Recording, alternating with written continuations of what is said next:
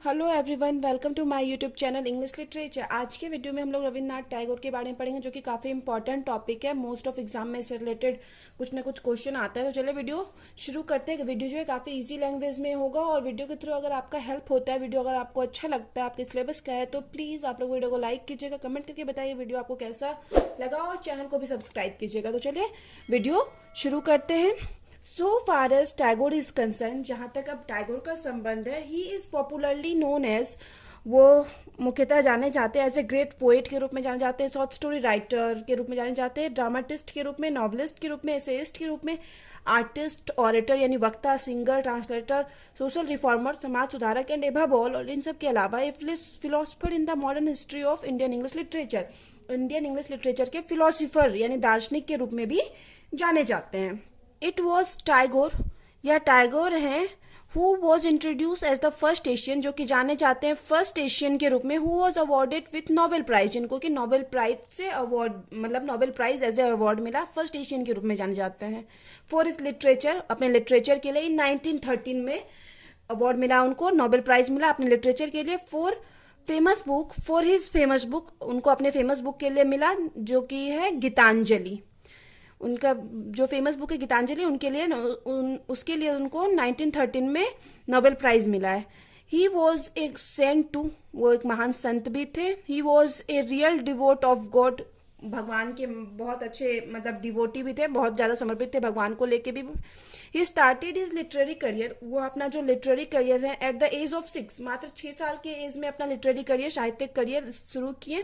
Tagore wrote his first poem, Tagore अपनी पहली कविता लिखे when he was only 6 years old, जब वो 6 साल के थे। As a young boy he studied the classical poetry of Kalidas in Bengali, Bengali में कालिदास की जो क्लासिकल पोइट्री है वो भी स्टडीड किए, मतलब अपने यंग एज में जो टैगोर है।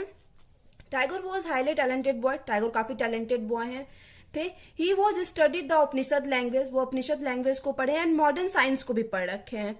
इन 1868 में he went to England with a view to study, पढ़ने के लिए इंग्लैंड चले जाते हैं। बट इन 1880, लेकिन फिर 1818 में ही लेफ्ट इंग्लैंड, वह इंग्लैंड छोड़ देते हैं, रिटर्न इंडिया, और इंडिया वापस आ जाते हैं। बिकॉज हिज फादर, क्योंकि उनके जो फादर हैं, अरेंज हिज मैरिज, उनकी शादी अरेंज कर देते हैं, फिक्स कर देते हैं टू मृणालिनी देवी, मृणालिनी देवी से उनका शादी फिक्स कर देते हैं, इसलिए वो इंग्लैंड में पढ़ाई को छोड़ के वापस आ जाते हैं इंडिया।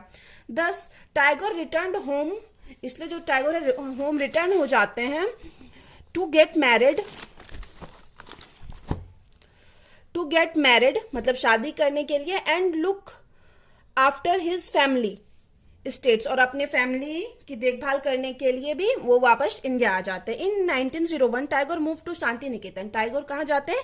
शांति निकेतन की ओर मूव करते हैं। वेयर ही फाउंड एन आश्रम, जहाँ पे उनको एक आश्रम मिलता है, dedicated to returning educational tradition of ancient India, जो कि मतलब एंशियंट इंडिया के एजुकेशनल मतलब एजुकेशनल ट्रेडिशन को समर्पित था।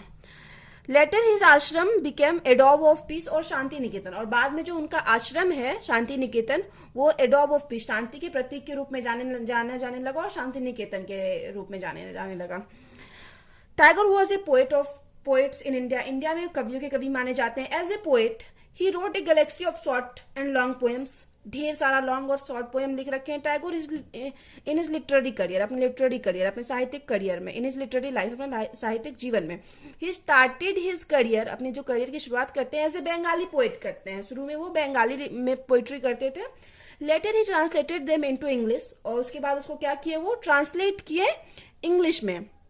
दस इस वजह से ही was also known as one of the most successful translator in Asia, इसलिए वह क्या है कि one of the most successful translator के रूप में भी जाने जाते हैं एशिया के। He was also a great patriot, महान देशभक्त भी थे। Patriotism, devotion, capacity of service, happiness and contentment are his weapons, जो उनका जो है ना पेट्रोटिज्म, देशभक्ति, समर्पण, कैपेसिटी फॉर सर्विस, सेवा करने की क्षमता, हैप्पीनेस, ये सब उनका जो है वेपन्स था, मतलब हथियार था।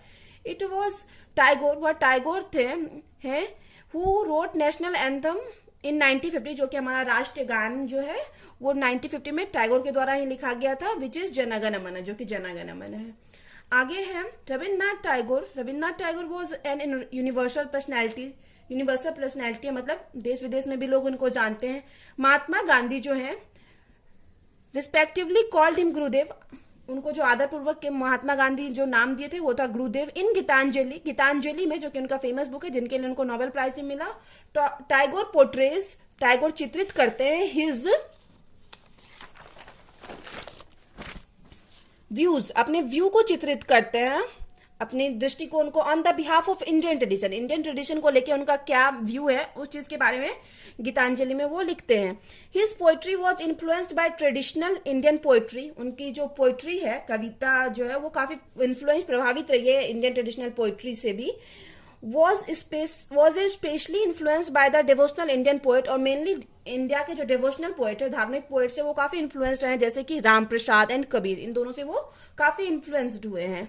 Letter he was also influenced by the Baul tradition, एक ट्रेडिशन है बाउल ट्रेडिशन, उससे भी काफी ज्यादा वो प्रभावित हुए, which is a tradition of traditional Bengali folk music, Bengali folk music का एक ट्रेडिशन है, एक परंपरा है, for it simple ballad, known for it simple ballad, जो कि अपने सिंपल बैलेड्स की वजह से जाना जाता है।